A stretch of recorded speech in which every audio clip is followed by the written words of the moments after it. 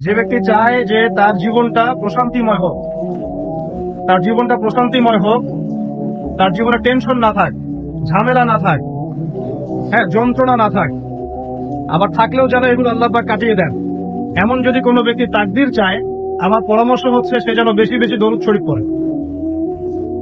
যত বেশি দরুদ পড়বেন আপনার জীবনে প্রশান্তি নেমে আসবে চান। কারণ কি? কারণ হচ্ছে আমরা যদি নবীকে সালাম দেই, নবী সাল্লাল্লাহু আলাইহি ওয়াসাল্লাম সেই সালামের উত্তর দেন। কি করেন? কিভাবে দেন সেটা আল্লাহ জানেন, আমরা ব্যাখ্যা করতে পারবো না। কোরআন হাদিসে এমন কিছু বিষয় আছে যেগুলো ব্যাখ্যা করার দরকার নাই। এই ব্যাখ্যা করতে গিয়ে মুসলিমদের মধ্যে শত শত দল হয়ে গেছে। এই যে আর রহমান আলাল আরশ ইস্তাওয়া, এই আয়াতটা শুনেছেন না? আর রহমান আলাল আরশ ইস্তাওয়া, রহমান আরশের উপরে ইস্তাওয়া, রহমান আরশের উপরে ইস্তাওয়া। রহমান মানে কে? আল্লাহ পাক আরশের উপরে ইস্তাওয়া। এখন ইস্তাওয়া এর ব্যাখ্যা করতে গিয়ে কেউ বলেছে আল্লাহ পাক সমাসীন। আল্লাহ পাক কি? নাউজুবিল্লাহ। সমাসীন মানে কি? একটা আসনের উপরে যিনি বসা থাকেন, একটা আসনের উপরে বসা থাকেন, সমাসীন। এই এই চেয়ার বা কুরসির উপর আমি যদি বসি, আপনি বলতে পারেন আমি এই কুরসির উপরে সমাসীন। আল্লাহ পাক কি বসে আছেন? তাহলে যে ইস্তাওয়া এর অর্থ যে করলেন সমাসীন, এটা কুফরি হয়ে গেল না? ইস্তাওয়াকে ইস্তাওয়ার জায়গায় ছেড়ে দেন। আল্লাহ পাক আরশের উপরে ইস্তাওয়া, আল্লাহ তার জাত এবং সিফাত অনুযায়ী যেভাবে থাকা সেভাবে আছেন। আমার ব্যাখ্যা করার প্রয়োজন আছে? ব্যাস, এই ব্যাখ্যাগুলো করতে গিয়ে সমাজে দলে দলে বিভক্ত হয়ে গেছে। প্রত্যেকেই বলছে আমারটাই সহি, আমারটাই কি, আর অন্যটা বাতিল। তো এই কাজগুলো করতে যাবেন না। কিছু কিছু টার্ম আছে কোরআন সুন্নাহ, এগুলোকে ওই জায়গায় ছেড়ে দিতে হয়। রাসূল সাল্লাল্লাহু আলাইহি ওয়াসাল্লাম কিভাবে সালামের উত্তর দেন আমার তো ব্যাখ্যা করার দরকার নেই। আল্লাহ পাক যেভাবে তাকে তৌফিক দেন সেভাবেই তার উত্তর দেন। এখন কেউ যদি নবীর সালামের উত্তর পায়, সে কি সৌভাগ্যবান না? সালাম মানে কি? আসসালামু আলাইকুম, আমি যে বললাম অর্থ কি? যে আপনাদের সবার উপরে আল্লাহর শান্তি রহমত বর্ষিত হোক, তাই তো? এখন ওয়ালাইকুম আসসালাম অর্থ কি? আপনার উপরেও আল্লাহ পাকের শান্তি এবং রহমত বর্ষিত হোক, ওয়া রাহমাতুল্লাহি ওয়া বারাকাতুহু। আচ্ছা, এখন নবী সাল্লাল্লাহু আলাইহি ওয়াসাল্লাম যদি কাউকে সালাম দেন বা সালামের উত্তর দেন, তাহলে অর্থ কি আসবে? তোমার উপরেও শান্তি বর্ষিত হোক। আর নবী যদি কারোর জন্য শান্তির দোয়া করেন, তার জীবনটা শান্তি হবে না? এখান থেকে বললাম যে যত বেশি আপনি দরুদ শরীফ পড়বেন ইনশাআল্লাহ আপনার জীবনে শান্তি নেমে আসবে। আল্লাহ পাক আমাদেরকে বেশি বেশি দরুদ পড়ার তৌফিক দান করুন। একটা হাদিস আছে, আল্লাহর পথে আপনি বের হয়ে গেলে প্রত্যেকটা সেকেন্ডে আপনি কিন্তু জিহাদের নেকি পাবেন ইনশাআল্লাহ। ওই শব্দ তো আমার অনেকে সহ্য করতে পারে না।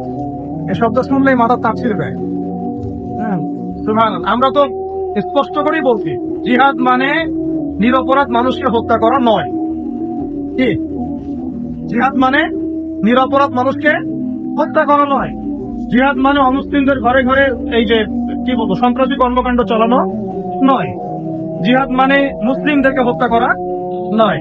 কিন্তু নবী সাল্লাল্লাহু আলাইহি ওয়াসাল্লাম যখন বদর এবং উহুদে, খন্দকে, হায়বারে, তারপরে আপনার মুতায়, ইয়ারমুকে, এই যে শতাব্দীর পর শতাব্দী মুসলিমরা যে কুফফারদের বিরুদ্ধে সশস্ত্র সংগ্রাম করেছেন, এটা কোরআন হাদিসে নাই? এটা এক প্রকার জিহাদ, এটা সর্বোচ্চ লেভেলের জিহাদ। আবার ব্যক্তিগত লেভেলের জিহাদ আছে, যেমন নিজের নফসের প্রবৃত্তির সাথে জিহাদ করা। আমার নফস চাচ্ছে একটা মেয়ের সাথে অবৈধ সম্পর্ক করবো, আমি নফসকে কন্ট্রোল করলাম, তার মানে কি? নফসের সাথে আপনি জিহাদ করলেন। শীতের দিন ঘুম থেকে উঠতে ইচ্ছা করছে না, নামাজে আসবে, কিন্তু আপনি জোর করে উঠলেন আল্লাহর জন্য, ওযু করলেন, আসলেন, আপনি নফসের বিরুদ্ধে জিহাদ করলেন। আবার আল্লাহ পাক কোরআনকেও কোরআন দিয়ে জিহাদ করতে বলেছেন। আল্লাহ পাক সূরা ফুরকানের মধ্যে বলেছেন যে কাফের মুশরিক মুনাফিকদের সাথে তোমরা কোরআনের যে বাণী, এই বাণী দিয়ে জিহাদ করো। ওয়া জাহিদুহুম বিহি জিহাদান কাবীরা, তোমরা এই কোরআন দিয়ে এদের বিরুদ্ধে জিহাদ করতে থাকো। এখানে কোরআনের জ্ঞান দিয়ে জিহাদের কথা বলা হলো। তাহলে কয়ভাবে হলো? নফসের সাথে হলো, জ্ঞান দিয়ে হলো, তারপরে মাল দিয়েও জিহাদ হয়, অর্থ সম্পদ দিয়ে। ওয়া জাহিদু ফি সাবিলিল্লাহ বিআমওয়ালিকুম ওয়া আনফুসিকুম, তোমরা মাল দিয়ে আল্লাহর পথে মাল ব্যয় করো, সম্পদ ব্যয় করো, এটাও জিহাদের অন্তর্ভুক্ত। ওয়া আনফুসিকুম, নফস ব্যয় করো, সময় দাও, এই যে নফসকে ঢেলে দাও, এটাও জিহাদ হবে। আর সর্বোচ্চ লেভেল কোনটা? যখন কাফের মুশরিকরা মুসলিমদের উপর অত্যাচার চালাবে, নির্যাতন করবে এবং আমাদের উপর হামলা করতে আসবে, মুসলিমরা কি ঘরে বসে থাকে? পশ্চিমারা যা শেখায় ওইটাই শিখ। পশ্চিমার এই শব্দগুলোকে সারা বিশ্ব বিতর্কিত করে দিল, যাতে এই শব্দ উচ্চারণ করতে মানুষ ভয় পায়। এখন দেখেন এই শব্দ উচ্চারণ করতেই মানুষ ভয় পায়। তোমার তো বিপক্ষে অবস্থান নেওয়ার কথা ছিল, তুমি তো এর পক্ষে গেলে কেন? মুনাফিক কোথাকার। তো মুনাফিক চিন্তা হলে এভাবে চিনতে পারেন। কোরআন সুন্নাহর কিছু অংশ মানবে, কিছু অংশ মানবে না। কিছু অংশ জাদুল্যমান মানবে, জাদুল্যমান মানবে না। এক ভাইয়ের কথা মনে আছে আমার, মনে পড়ে গেল, তার নামটা নিয়েই নেই। আলোকিত জ্ঞানী প্রোগ্রাম দেখেছিলেন? শাহাদাত হুসাইন খান ফয়সাল নাম শুনেছেন? উনি হচ্ছে প্রথম চ্যাম্পিয়ন। মাশাআল্লাহ, আমি তার সাথে কিছু সময় কাটিয়েছি দিনই মুযাকারাতে। মানুষকে চিনতে হলে অল্প সময় যথেষ্ট হয়। আপনি যখন বড় আলেমদের কাছে যাবেন 10 মিনিট বসলে বুঝতে পারবেন তার জ্ঞানের গভীরতা কত বেশি। বেশি সময় লাগবে না, 10 মিনিট। হ্যাঁ, 10 মিনিট তার আচার আচরণ আখলাক দেখে বুঝতে পারবে যে তার মধ্যে তাকওয়া কতটুকু আছে। তো সেই ভাইয়ের সাথে একদিন মুযাকারা হচ্ছিল। আমাকে তো জ্ঞানীটা প্রশ্ন করেছিলেন তিনি। মানে সবাই পরীক্ষা দিবে, তিনি প্রশ্ন করছেন, ওনাকে দায়িত্ব দেওয়া হয়েছে। তো অনেকে ওনাকে জিজ্ঞাসা করছিল যে ভাই আপনি তো বদর, উহুদ, খন্দক, হুদাইবিয়া এইসব নিয়ে বেশি প্রশ্ন করছেন, এই জন্য আবার অনুষ্ঠান বন্ধ না করে দেয়। কথা বুঝতে পারছেন? তখন সে ভাই আমার সামনে একজনকে জবাব দিলেন, যাতে আমি শুনলাম উনি কি বললেন। তিনি বললেন, এই যে আমার কাছে রাসূলের সিরাত আছে, সিরাত মানে তো বোঝেন, রাসূল সাল্লাল্লাহু আলাইহি ওয়াসাল্লামের জীবন, রাহিবুল মাকতুম বা যে কোনো বই, রাসূলের সিরাত আমি তোমাকে দিলাম। তুমি এখন এই সিরাত থেকে মাগাজি মানে রাসূল সাল্লাল্লাহু আলাইহি ওয়াসাল্লাম অভিযান, বুঝতে পারছেন কি কথা?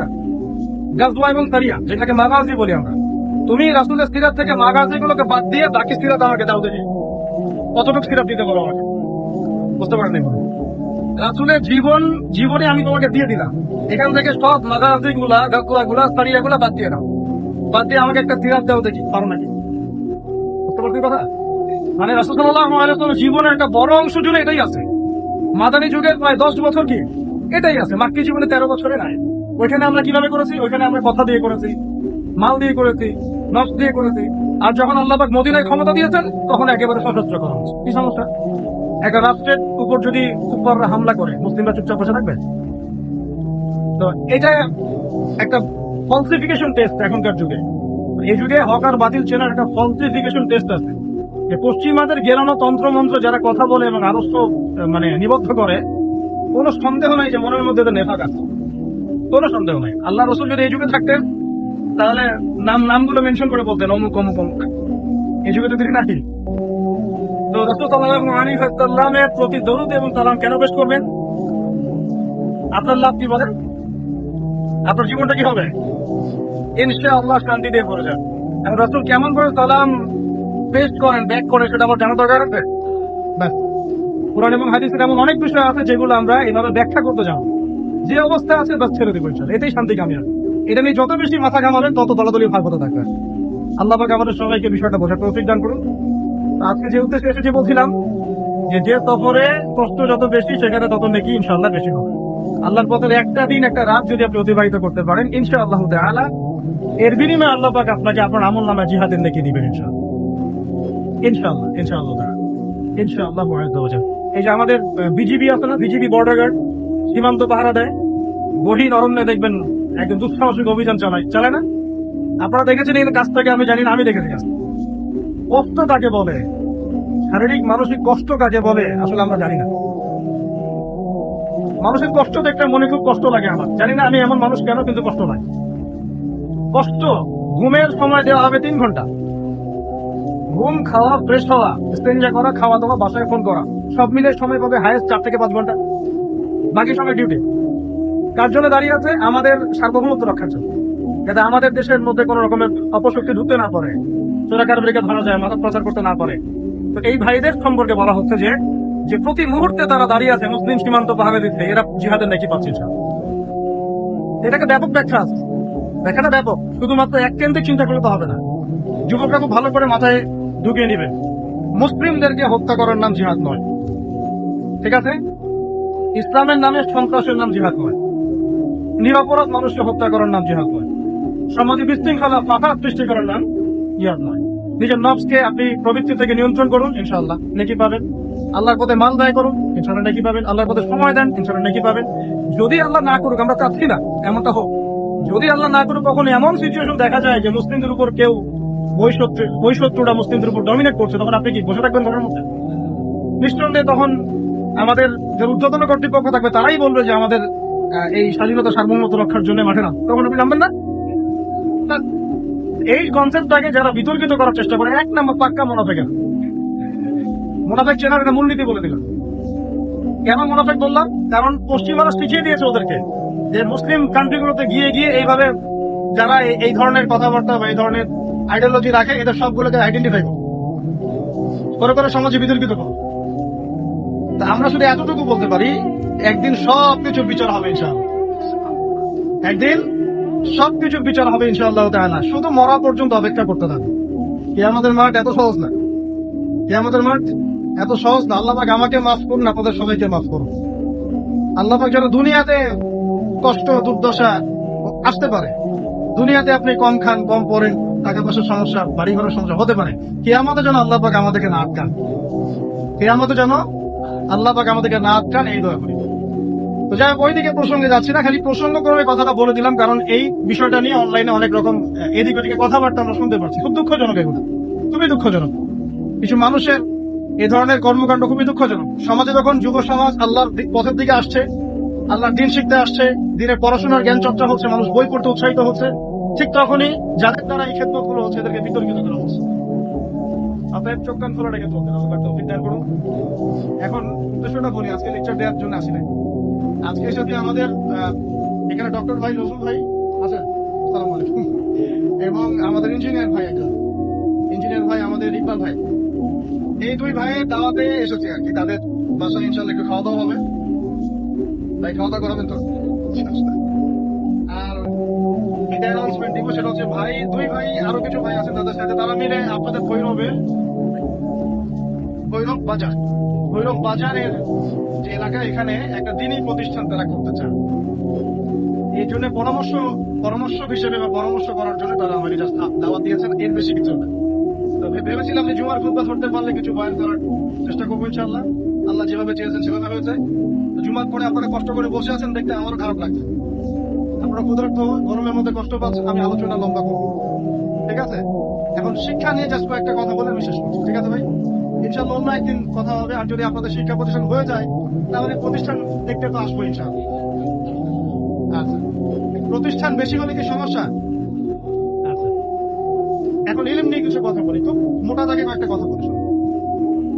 আল্লাহ রাব্বুল আলামিন মহাজ্ঞানী সত্তা, সৃষ্টি করেছেন আদম আলাইহিস সালামকে।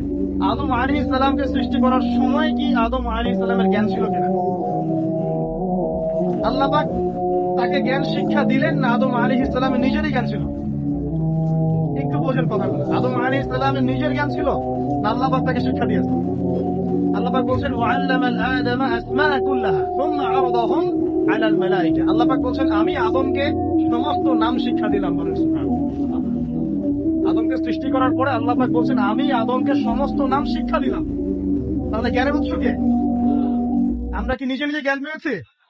আল্লাহ পাক আমাদেরকে জ্ঞান শিক্ষা দিয়েছেন। এখন আদম আলাইহিস সালামের সন্তান আমরা, বাই ডিএনএ আমাদের মধ্যে সেই জ্ঞান চলে আসছে আলহামদুলিল্লাহ। এরপরেও মানুষ অভিজ্ঞতা থেকে জ্ঞান শিখে, বুদ্ধি থেকে জ্ঞান শিখে, এবং আল্লাহ পাকের ওহী থেকে জ্ঞান শিখে। কয়ভাবে শিখে ভাই? মানুষ বুদ্ধি থেকে জ্ঞান শিখে। এই বুদ্ধি থেকে কিভাবে? ওই বাই ডিএনএ জ্ঞানগুলো চলে আসছে আমাদের মধ্যে, আদম থেকে আস্তে আস্তে তার সন্তানদের মধ্যে আলাইহিস সালাম। দ্বিতীয় পদ্ধতি হচ্ছে আমরা সমাজে চলাফেরা করি, অনেক অভিজ্ঞতা হয়, অভিজ্ঞতার আলোকে আমরা জ্ঞান শিখি, তাই না? একবার যে রাস্তা দিয়ে গিয়েছেন, ভুলেও সেই রাস্তা দিয়ে হাঁটেন না, কারণ কি ওই রাস্তায় ছিনতাইকারী ধরেছে। অভিজ্ঞতা থেকে জ্ঞান শিখেছেন একটা, তাই না ভাই?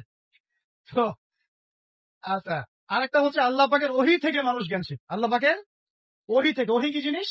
আল্লাহ তার পক্ষ থেকে কিছু প্রত্যাদেশ পাঠান। কাকে পাঠান? কার উপর পাঠান? আল্লাহ পাকে নির্ধারিত নির্বাচিত কিছু বান্দার উপরে পাঠান। যেমন আদম একজন বান্দা, নূহ একজন বান্দা, ইব্রাহিম, মূসা, ঈসা, মুহাম্মদ সাল্লাল্লাহু আলাইহি ওয়াসাল্লাম, প্রত্যেক নবী রাসূল আল্লাহ পাকে নির্বাচিত বান্দা। তাদের প্রতি আল্লাহ পাক তার পক্ষ থেকে কি পাঠান? ওহী পাঠান। এই ওহীটা হচ্ছে জ্ঞানের চূড়ান্ত উৎস। জ্ঞানের কি ভাই?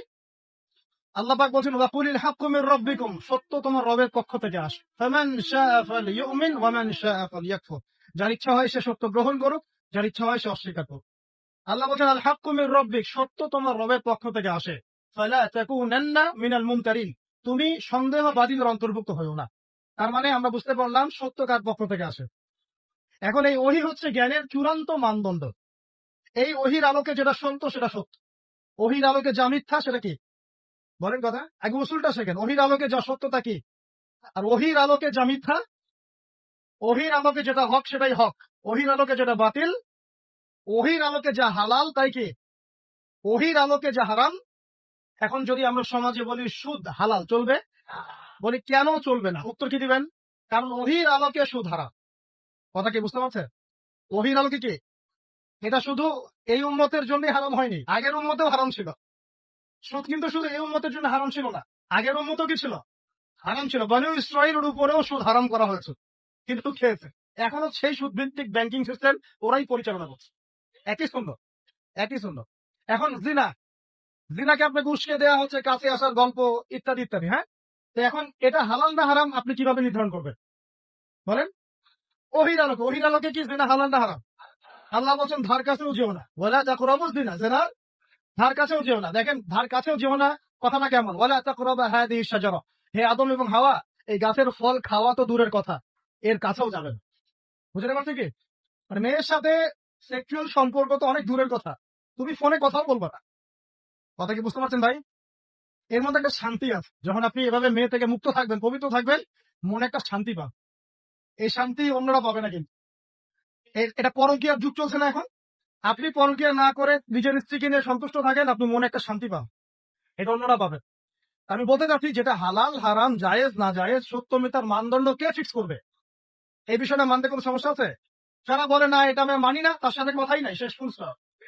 তার সাথে কোনো কথারই দরকার নাই। সে তার আইডিওলজি নিয়ে কবরে যাক যাক, সে কোথায় যায় যাক, আমরা তার সাথে যুদ্ধ করতে যাচ্ছি না।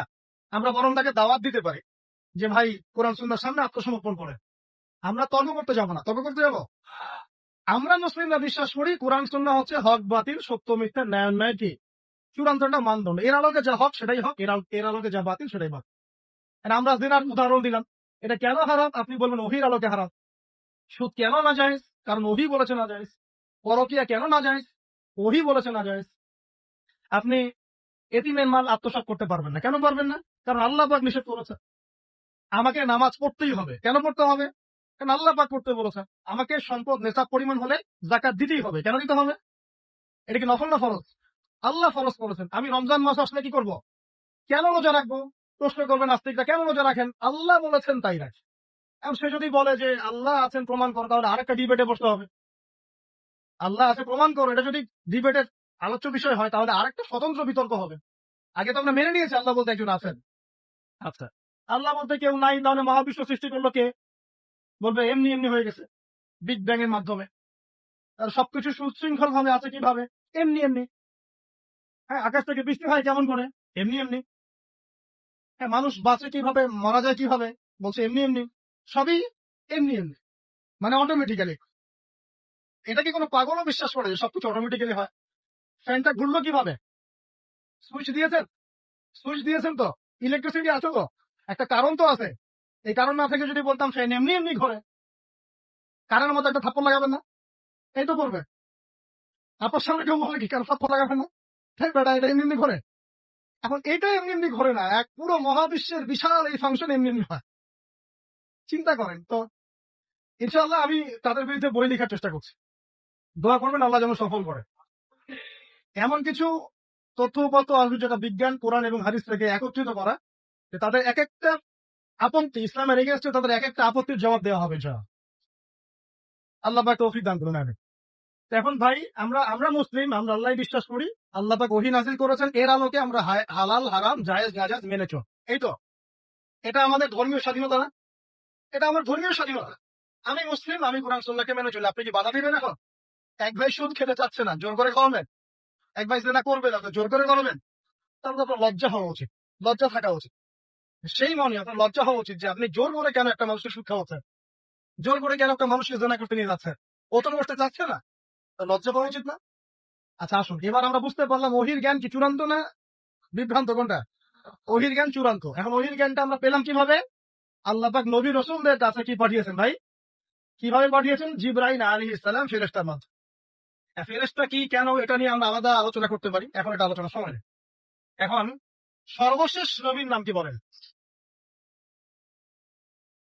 আখিরুজ্জামানের হাদিস স্টাডিগুলোতে নবী সাল্লাল্লাহু আলাইহি ওয়াসাল্লামের পরে 30 জন মিথ্যা নবুয়তের দাবি করবে। কতজন? তার মধ্যে 26 কি 27 জন হচ্ছে পুরুষ, 3 জন বা 4 জন হবে নারী। তো আপনারা কি বিশ্বাস করেন যে নবী সাল্লাল্লাহু আলাইহি ওয়াসাল্লামের পরেও কেউ নবী হয়ে আসতে পারে? আমরা শুধু এতটুকু বিশ্বাস করি যে ঈসা আলাইহিস সালাম আসবেন, কিন্তু নতুন নবুয়ত নিয়ে নয়, বরং নবী সাল্লাল্লাহু আলাইহি ওয়াসাল্লামের শরিয়াত অনুসরণে ইনশাআল্লাহ, এবং তার হাতেই সভ্যতা শেষ হবে ইনশাআল্লাহ।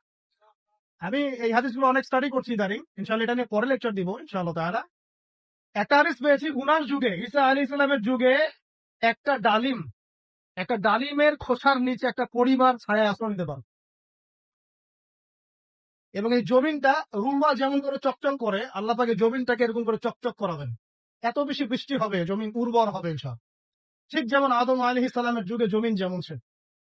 সুবহানাল্লাহ। এটাও পেয়েছি যে একটা বকরির পাল, এই বকরির পালের মধ্যে একটা নেকড়ে ঢুকবে। নেকড়ে কি করে? বকরি খেয়ে ফেলে না? কিন্তু ওই যুগে, ঈসা আলাইহিস সালামের যুগে, নেকড়ে বকরিকে খাবে না। এত শান্তি থাকবে সমাজে যে এই যে বাঘ হরিণকে খাচ্ছে না, সিংহ হরিণকে খাচ্ছে না, নেকড়ে ছাগলকে খাচ্ছে না, এরকম সুকুন বিরাজ করবে সমাজে। এরপরে কিছু খারাপ মানুষ আসবে যারা রাস্তাঘাটে জেনা করবে, তার আগে ঈসা আলাইহিস সালামের ইন্তেকাল হয়ে যাবে। ওই মানুষগুলো, ওই প্রজন্মের সামনে আল্লাহ পাক কিয়ামত দিবেন। তার মানে কিয়ামত, কাল কিয়ামত বলতে আমরা যা বুঝাই, মানে আগামী কালই কিয়ামত না, মানে কাল মানে কি, সময় তো কিছু বাকি আছে, এটা আপনাকে সতর্ক করার জন্য বলা হয়। এখন আসুন, ওহি বুঝতে পারলাম, সর্বশেষ নবী আমরা চিনি আলহামদুলিল্লাহ মুহাম্মদ রাসূলুল্লাহ সাল্লাল্লাহু আলাইহি ওয়াসাল্লাম। আল্লাহর নবীর উপরে আল্লাহ পাক জ্ঞান পাঠিয়েছেন কিনা, সেটা কি বলেন? আল কোরআন এবং হাদিস আছে কি নাই? এখন তো আমার নতুন ক্যাচালের তো শেষ নাই। হাদিস নাই বলছে, অনেকে বলছে কি হাদিস নাই, নাউযুবিল্লাহ। আল্লাহ আমাদেরকে হেফাজত করুন। হাদিস ছাড়া আমরা একটা কাজও করতে পারবো না। একটা কাজও ওযুই করতে পারবেন না তো। হ্যাঁ, ওযু বলছেন যে 4টা ফরজ আদায় করলে হয়ে যায়, কিন্তু রাসূলের সুন্নাহ মোতাবেক হলো কি, নামাজ কেমন করে পড়বেন, নামাজের বিভিন্ন আহকাম আরকান গুলো কেমন করে পাবে, তো এগুলো বিতার্কিক বিষয় না, এগুলো প্রমাণিত বিষয় যে এটা কোরআন এবং সুন্নাহর বাইরে, ইসলামের এটা বাদ দিয়ে কেউ শরীয়ত ফলো করতে পারবে না, এটা সম্ভব না। তো যাই হোক, এখন আমরা কোরআন এবং সুন্নাহ পেলাম কার কাছ থেকে? নবী সাল্লাল্লাহু আলাইহি ওয়াসাল্লাম এবং সাহাবীদের কাছ থেকে। এই তো, সাহাবীরা কি কোরআন এবং সুন্নাহর এই বইপত্র পড়ে পড়ে তারা জ্ঞান শিখেছেন? শুধু কি এভাবে শিখেছেন, নাকি আল্লাহর নবীর সংস্পর্শে শিখেছেন? বলেন, এবার জ্ঞানতাত্ত্বিক কিছু কথা বলে শেষ করছি, একটু বসেন। আল্লাহর নবী কি সাহাবীদেরকে শুধু বই ধরিয়ে দিয়েই ক্ষান্ত ছিলেন, নাকি তার সামনে বসে সাহাবীরা তাকে দেখে দেখে ইসলাম শিখেছেন? কোনটা? তাহলে জ্ঞানতাত্ত্বিক মূলনীতি পাচ্ছি কয়েকটা। এক হচ্ছে, জ্ঞান আল্লাহর পক্ষ থেকে এসেছে, আল্লাহ পাক জ্ঞান ওহীর মাধ্যমে ছড়িয়ে দিয়েছেন। সেই ওহী আমরা এখন শেষ ওহীটা কি পেয়েছি? কোরআন এবং হাদিস। এর মধ্যেই সমস্ত জ্ঞানের উৎস আছে। এর বাইরে উপকারী জ্ঞান আমরা নিতে পারবো, কোনো সমস্যা নাই। কোরআন এবং সুন্নাহর সাথে সাংঘর্ষিক না এমন জ্ঞান আমরা নিতে পারবো। কোরআন সুন্নাহর সাথে সাংঘর্ষিক নয় এমন জ্ঞান আমরা অবশ্যই নিতে পারবো। কোরআন সুন্নাহর সাথে সাংঘর্ষিক জ্ঞান আমরা নিতে পারবো না। কথা ক্লিয়ার? আচ্ছা, এখন আমরা দেখলাম যে আল্লাহর নবী তার সাহাবীদের সাথে থেকে, তাদের উপস্থিত থেকে শিখিয়েছেন কিভাবে নামাজ পড়তে হবে, কিভাবে রোজা রাখতে হবে, কিভাবে ওযু করতে হয়, প্রত্যেকটা বিষয় শিখিয়েছেন। তার মানে জ্ঞান শিখতে হলে এখন আপনার ওস্তাদ লাগবে কিনা? তাহলে আমরা পাচ্ছি জ্ঞান, আমরা পাচ্ছি কিতাব, আমরা পাচ্ছি ওস্তাদ, আমরা পাচ্ছি ছাত্র। 4টা জিনিস তো পেয়ে গেলেন। এখন লাগে আপনার মুজাহাদা, মানে কি করা? প্রচেষ্টা চালানো। এখন সাহাবীরা কি একদিনেই জ্ঞান শিখে ফেলেছেন, না দীর্ঘদিন লেগেছিলেন? তার একটা দীর্ঘ সময় আপনাকে জ্ঞানের সাথে থাকতে হবে, টিচারের সাথে থাকতে হবে, একটা সিস্টেম লাগবে। এই জিনিসগুলোকে মাথায় রেখে ওলামায়ে কেরাম এরকম মসজিদ, মাদ্রাসা, মক্তব, স্কুল, কলেজ করেছে। স্কুল কলেজ যদিও বা একটু সেকুলার শব্দ শোনায়, কিন্তু সব স্কুল তো আর খারাপ না। সব স্কুল খারাপ? ওখানে যে জ্ঞানগুলো শিক্ষা দেওয়া হয়, সেই জ্ঞানগুলো আমাদের প্রয়োজন আছে না? আছে। এখন সাহাবীদের যুগ তো এখন নাই, আছে? আমরা কি সাহাবী থেকে পাচ্ছি না। সাহাবীদের যুগের পরে ইমামদের যুগ ছিলেন, আমরা কি ইমামদেরকেও পাচ্ছি? ইমামদের পর মুহাদ্দিসদের যুগ এসেছে, আমরা কি তাদেরকেও পেয়েছি? এখন আমরা কাদেরকে পেয়েছি? আমরা পেয়েছি প্রত্যেক যুগের বরেণ্য আলেমদেরকে। কাদেরকে পেয়েছে? তাহলে আমাদের সামনে কোরআন আছে, হাদিস আছে, নবী নাই, সাহাবী নাই, ইমাম কেউ নাই। আমাদের আমাদের সামনে কারা আছেন? আলেম ওলামা আছে। আলেম ওলামারা কোরআন সুন্নাহ থেকে আপনাকে মাসলা মাসাইল, ইসলামের বিধিবিধান, এগুলো রিসার্চ করে আপনার সামনে উপস্থাপন করবেন, আপনি সেটা ফলো করবেন। এই তো, এর বাইরে কি কোনো অপশন আছে? এখন আমি যদি বলি না, আমি এই মাঝখানের আলেমদেরকেও নিব না, আমি ইমামদেরকেও নিব না, মুহাদ্দিসদের কাউকে নিব না, আমি খালি কোরআন সুন্নাহর বইপত্র পড়বো, সরাসরি নবীকে ফলো করব, আমি সরাসরি নবীকে ফলো করব, আমার কোনো মাধ্যমের দরকার নাই। তার মানে ব্যাপারটা এরকম যে আমার স্কুল, কলেজ, ইউনিভার্সিটি কিছু দরকার নাই, আমার টিচারের দরকার নাই, আমাকে মেডিকেল সায়েন্সের কিছু বই এনে দেন, পড়বো, ডাক্তার হয়ে যাবো। পারবেন? ইঞ্জিনিয়ার ভাই বসে আছেন, একটা ইঞ্জিনিয়ারিং ইনস্টিটিউশনে পড়াশোনা করতে হয়েছে, এসএসসি, এইচএসসি এগুলো পার করে ইঞ্জিনিয়ারিং পরীক্ষা দিতে হয়েছে, সেখানে পড়াশোনা করতে হয়েছে। 4-5 বছর পড়াশোনা করেছেন, 2-3 বছর ট্রেনিং করেছেন, তারপরে তিনি ইঞ্জিনিয়ার সার্টিফিকেটটা পেয়েছেন। আর আমি যদি বলি ভাই আমি কিন্তু ইঞ্জিনিয়ারিং সাবজেক্ট না, আমি সায়েন্সে ছিলাম যদিও, এই সাবজেক্ট আমার না। আর আমি যদি বলি ভাই আপনার বইগুলো আমাকে দেন, ইঞ্জিনিয়ারিং এর 4-5 বছর যে বইপত্র পড়েছেন ওই বইগুলো আমাকে দেন, আমি বাসায় গিয়ে 2 বছর 3 বছর স্টাডি করি, পরে যদি বলি আমি একজন ইঞ্জিনিয়ার, আপনি কি আমাকে থাপ্পড় মারবেন না তখন? আমাকে পাগল বলবেন না? এটা একটা বড় ফিতনা চলছে সমাজে। অতএব আপনাকে অবশ্যই বরেণ্য ওলামায়ে কেরামকে তো লাগবে। ওলামায়ে কেরামের সামনে যাবেন, তাদের কাছে বইপত্র পড়বেন, উসুলগুলো শিখবেন, আকীদা শিখবেন, তারপরে হাদিসের কিতাবগুলো মোতায়েনা করবেন, আস্তে আস্তে আপনাকে তারা বড় জায়গায় নিয়ে যাও। এই তো সিস্টেম। এই সিস্টেমের বাইরে কি নবীকে ফলো করার কোনো সিস্টেম আছে? এখন এই জিনিসগুলো শেখার জন্য তাহলে প্রতিষ্ঠান সহায়ক নাকি প্রতিবন্ধক? এই কারণে শিক্ষা প্রতিষ্ঠানগুলোর জন্য আমরা দোয়া করি, আল্লাহ পাক যেন দিনই প্রত্যেকটা শিক্ষা প্রতিষ্ঠানকে কবুল করে। কিন্তু এখন সমস্যা একটা তো, সমস্যা হচ্ছে যে বিশ্ব এগিয়ে গেছে অনেক দূর, আগায় নাই? এখন কি ঘোড়ায় চড়ার যুগ? এখন কি তীর দিয়ে যুদ্ধ করার যুগ? এখন তো মিসাইলের যুগ। কিসের যুগ? তথ্য প্রযুক্তি, ডেটা, ইন্টারনেট সেকশন, হ্যাঁ, সায়েন্সের যুগ, টেকনোলজির যুগ। এখন তো অন্যরকম যুগ। এই যুগেতে 1 সেকেন্ডে যা করা যায়, আগের যুগে হয়তো ওটা করতে আমাদের একদিন সময় লেগে যেত, তাই না? 1 মুহূর্তের মধ্যে অনেক কিছু করা যায়, যেটা আগে সম্ভব ছিল না। এই যুগের জন্য উপকারী কিছু জ্ঞান শেখা কি ক্ষতিকর না ভালো? বুঝতে পারছেন না? মনে করেন চাষ করার জন্য আগে একটা সিস্টেম ছিল, এখন আধুনিক সিস্টেম এসেছে। আপনি অল্প সময় বেশি চাষ করতে পারবেন। নিবেন কিনা আপনি? অবশ্যই নিব। বুদ্ধিমান হলে কি? অবশ্যই নিব, যতক্ষণ না সেটা ইসলামের সাথে সাংঘর্ষিক হয়। ইসলামের সাথে সাংঘর্ষিক হলে নিচ্ছি না, কিন্তু উপকারী হলে নিব কিনা? এই জন্য আমি বলি আমার পক্ষ থেকে, আমার নাসিহত, আমার পরামর্শ, এটা আমার মত। সবারই মত প্রকাশের স্বাধীনতা থাকতে পারে। আপনার মত ডিফারেন্ট হতে পারে, আপনি আপনার মত নিয়ে কবরে যান, আমি আমার মত নিয়ে কবরে যাচ্ছি, কোনো সমস্যা নেই। আমার মত হচ্ছে এখনকার যুগে কোরআন এবং সুন্নাহর যে জ্ঞানগুলো আমরা অর্জন করি, এর সাথে সমসাময়িক উপকারী জ্ঞানগুলোর দরকার আছে। যে প্রতিষ্ঠানগুলো করতে চান সেগুলোর মধ্যে এই সিলেবাস গুলোকে ইনক্লুড করে সিলেবাস গঠন করে।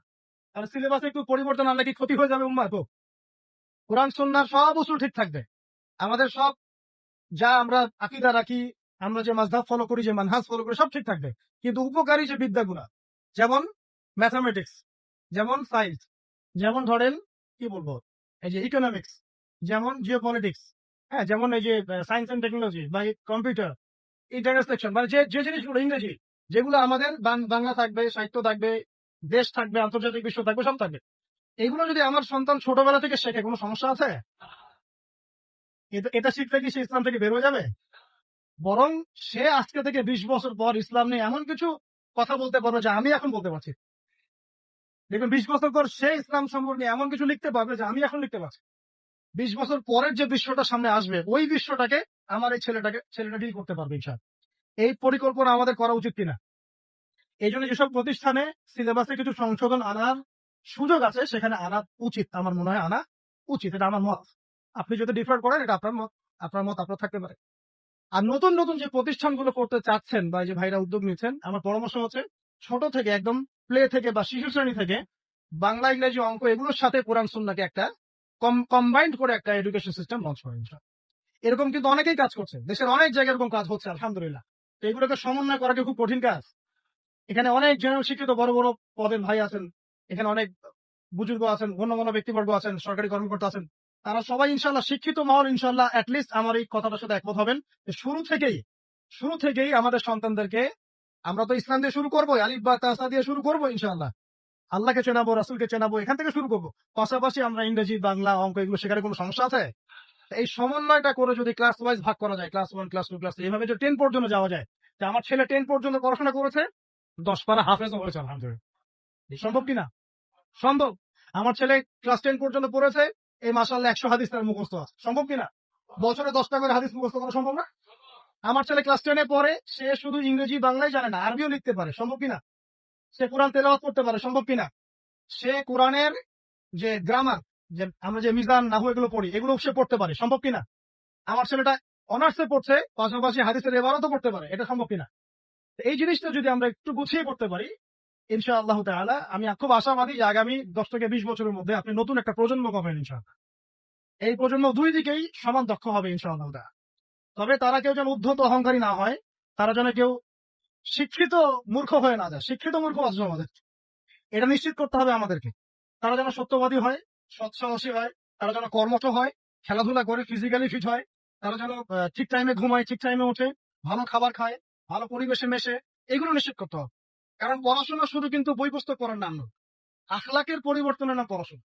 আমি এমন অনেক মানুষ দেখেছি, আল্লাহ মাফ করুন, আমি দুর্নাম করতে চাই না, কোরআন সুন্নাহর প্রচুর জ্ঞান আছে, আখলাকের বালাই নাই।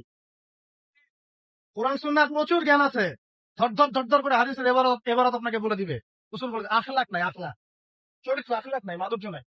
আবার আমি এমন মানুষ দেখেছি, আখলাক 5 মিনিট আপনার কাছে মনে হবে আপনি পরকাল চিনে ফেলেছেন। এমনও মানুষ বাংলার আনাচে কানাচে আছে, বড় বড় ওরা ওলামা কেরামদের দরবারে যান, তাদের সাথে পরামর্শ করেন, দেখা সাক্ষাৎ করেন, 5-10 মিনিটে বুঝবেন যে পরকাল কি জিনিস। আখলাক, আখলাক কি? যে রিক্সায় করে এসেছেন, সেই রিক্সাওয়ালাকে নিয়ে একই দস্তরখানায় বসে খাবার খাচ্ছেন, নিজে খাবার তুলে খাওয়া, এই আখলাকটা তো আমার মধ্যে আসতেছে না। আমার কাছে তো অনেক জ্ঞান আছে মনে করেন, কথা কথা বলছেন আলহামদুলিল্লাহ, কিন্তু আখলাক তো আসলো না। তার জ্ঞান আর আখলাক কি এক জিনিস? আল্লাহ নবী শুধু জ্ঞান শিক্ষা দেন নাই, আখলাকও শিক্ষা দিয়েছে, আখলাকও শিক্ষা দিয়েছে।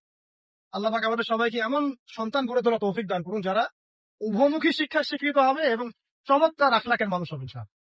আল্লাহ রাব্বুল আলামিন আমাদের সবাইকে এরকম শিক্ষা প্রতিষ্ঠান গড়ে তোলা তৌফিক এনায়েত করুন। এখন ভাই উদ্যোগ নিয়েছেন, আমি শেষ করে দেই, আপনারা সবাই সহযোগিতা করবেন কিনা? আচ্ছা, এগুলো প্রকাশ্যে বলতে নেই, তারপরে আমি আপনাদেরকে উৎসাহিত করার জন্য বলছি, আল্লাহ আমাকে মাফ করুক। তা আমি আমার পক্ষ থেকে ভাই আপনার ফান্ডের প্রথমে 1 লাখ টাকা দিয়ে শুরু করতে চাও, ঠিক আছে? আপনি উদ্যোগ নিয়েছেন, আপনি বাস্তবায়ন করেন, আমি পরামর্শ দিব ইনশাআল্লাহ, আমরা পরামর্শ দেব। এলাকার তরুণ প্রজন্ম আপনাকে সাহায্য করবে ইনশাআল্লাহ। এলাকার যারা বরেণ্য গুণীমানী ব্যক্তি আছেন, তারা আপনাকে পরামর্শক হিসেবে থাকবেন। আর ইয়াংরা শ্রম দিবা, ইয়াংরা কি দিবা? শ্রম দিবা ইনশাআল্লাহ। আমাদের ছেলে মেয়েরা যদি ভালো কিছু শেখে, ভালো কিছু জানে, আমাদের লাভ না? শেষ করার আগে একটা হাদিস দিয়ে শেষ করি, মানুষ মারা গেলে সব আমল বন্ধ হয়ে যাবে। মানুষ মারা গেলে কি হবে ভাই? এই যে এত ফুটানি বাহাদুরি, শেষ, মুহূর্তেই শেষ। আল্লাহ মাফ করুক আমাদেরকে। আল্লাহ আমাকে আপনাকে সবাইকে, আমাদের তরুণ প্রজন্মকে আল্লাহ পাক দীর্ঘ নেক হায়াত দারাজ করুন। আমি নেক হায়াত দান করুন, নেক হায়াত, যে হায়াত আল্লাহর পথে কাটে, এটা নেক হায়াত। বদ হায়াত দিয়ে কি করবে? বদ হায়াতে তো খালি মানে ভুক্তভোগী হইতে হবে বলে আছে। তো দেখেন, মানুষ মারা গেলে সব আমল বন্ধ হয়ে যায়, শুধুমাত্র 3টা রাস্তা খোলা থাকে। কটা ভাই? একটা বলা হচ্ছে সদকায়ে জারিয়া। এটা কি? সদকায়ে জারিয়া। সদকায়ে জারিয়া মানে যে মসজিদ একটা সদকায়ে জারিয়া হতে পারে, এই মাদ্রাসা একটা সদকায়ে জারিয়া, এরকম ইসলামিক শিক্ষা প্রতিষ্ঠান সদকায়ে জারিয়া। আপনার নলকূপ স্থাপন করেছেন, গাছ লাগিয়ে দিয়েছেন, মানে মানুষের কল্যাণে কন্টিনিউয়াসলি কাজে আসছে, এগুলোর নাম কি? সদকায়ে জারিয়া। জানেন রাষ্ট্র যারা চালান তাদের সদকায়ে জারিয়া পাওয়ার কত সুযোগ আছে? মনে করেন রাষ্ট্রের একজন প্রেসিডেন্ট, তিনি যদি 100টা হসপিটাল করে দেন আল্লাহর সন্তুষ্টির জন্য, কবরে গেলে এই 100টা হসপিটালে যত মানুষ চিকিৎসা নেবে সব নাকি তিনি লাভ না? যত রাস্তাঘাট করা হয়েছে, এগুলো যদি আল্লাহকে সন্তুষ্ট করার জন্য করা হয়, মানুষকে সন্তুষ্ট করার জন্য না, আল্লাহকে সন্তুষ্ট করার জন্য এগুলো করা হয়, এই নিয়ত ঠিক থাকে, মৃত্যুর পরেও কবরের মধ্যে এই মানুষ চলাচল করছে, রাস্তাঘাটে নেকি পাবে ইনশাআল্লাহ। ব্রিজ পার হচ্ছে নেকি পাবে ইনশাআল্লাহ। কালভার্ট ইউজ করছে নেকি পাবে ইনশাআল্লাহ। সদকা জারিয়া মানে কি? সমাজ কল্যাণমূলক, জনকল্যাণমূলক কাজ, যে কাজ কি হয়? চলতে থাকে, অনবরত চলতে থাকে। তো আল্লাহ পাক আমাদেরকে সদকা জারিয়ামূলক কাজ করার তৌফিক দান করুন।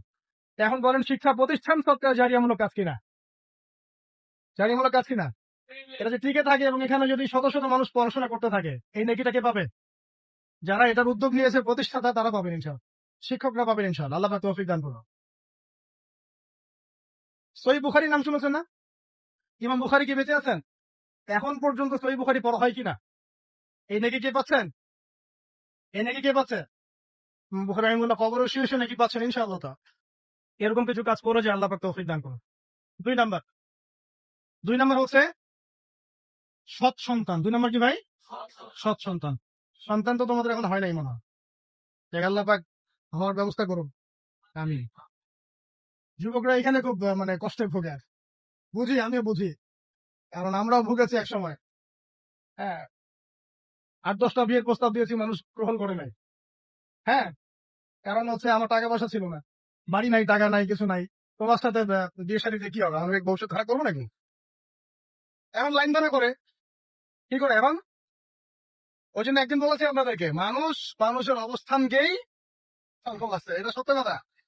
আপনার অবস্থান যদি এখন ভালো হয় না, দেখবেন আপনার পিছনে মেয়ের বাপের অভাব নাই।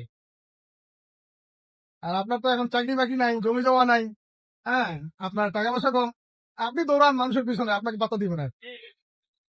দুনিয়া খুব খারাপ। এই জন্য ভাই দুনিয়ার দাস হবেন না, আল্লাহর দাস হয়ে যান। দুনিয়ার পিছনে ছোটেন না, আল্লাহ আপনাকে দুনিয়া পায়ের সামনে এনে দিবে ইনশাআল্লাহ। আপনি আল্লাহর হয়ে যান, দুনিয়া আল্লাহ পাক আপনাকে পায়ের সামনে এনে দিবেন ইনশাআল্লাহ। তখন দুনিয়ার প্রতি আপনার মোহ কাজ করবে। ঠিক আছে বলছি, মোহ কাজ করবে। আল্লাহ আমাদেরকে সবাইকে পরকালের স্বার্থে কাজ করার তৌফিক দান করুন। সৎ সন্তান একটা নেককার জিনিস। কেন? কারণ পিতামাতা মৃত্যুর পর তারা দোয়া করতে থাকে, তারা সেই পিতামাতার লেগেসি বহন করে। এখন আমাদের সন্তানদেরকে সৎ বানানোর জন্য শিক্ষা প্রতিষ্ঠান কাজে দিবে কিনা? তাহলে দুটো মিললো কিনা? আচ্ছা, 3 নাম্বার হচ্ছে এমন জ্ঞান যা মানুষের উপকারে আসে। এমন জ্ঞান যা মানুষের উপকারে আসে। এই দৃষ্টিকোণ থেকে শিক্ষা প্রতিষ্ঠানগুলো কাজে আসতে পারে কিনা? অতএব আমরা দোয়া করি যে ভাই যে উদ্যোগটা নিয়েছে, এই উদ্যোগটা যেন আল্লাহ পাক এই 3টা ক্ষেত্রে বাস্তবায়ন করার তৌফিক দেন। এটা যেন সৎকার জারিয়ার মাধ্যম হয়, এটা যেন মানুষকে ভালো কিছু জ্ঞান শেখানোর মাধ্যম হয়, এবং এমন কিছু স্টুডেন্ট আমাদের সন্তানের মতোই, এমন কিছু সন্তান আল্লাহ পাক আমাদেরকে মানুষ করার তৌফিক দান করুন, যারা আগামীতে ইসলামকে হাতে নিয়ে, কোরআন সুন্নাহকে হাতে নিয়ে এই বিশ্বের চ্যালেঞ্জগুলো মোকাবেলা করবে, ইসলামকে এগিয়ে নিবে, প্রতিষ্ঠা করবে ইনশাআল্লাহ।